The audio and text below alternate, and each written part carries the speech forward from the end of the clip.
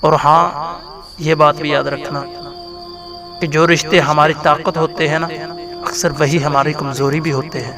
رشتے خون کے ہوں یا احساس کے ہوں، اس میں ضد نہیں آنی چاہیے، ورنہ ضد جیت جاتی ہے اور رشتے ہار جاتے ہیں۔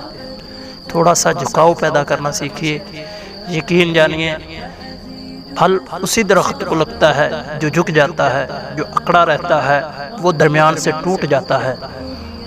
رشتوں کے لیے، اللہ کے لیے جھکنا سیکھیے، اللہ آپ کو بلندیوں پر لے جائے گا، وگرنہ تکبر، اکڑ اللہ تعالیٰ کو پسند نہیں ہے۔ اللہ تعالیٰ آپ کو توڑ کے رکھ دے گا۔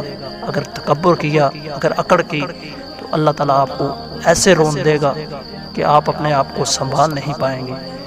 رشتوں کے اندر دراڑیں مت لائیں، رشتوں کو جوڑنا سیکھیے۔ یہ چند دن کی زندگی ہے، مل جل کر ایک دوسرے سے محبت بانٹیں، ایک دوسرے کے دکھ بانٹیں، خوش رہیں، خوشیاں بانٹیں۔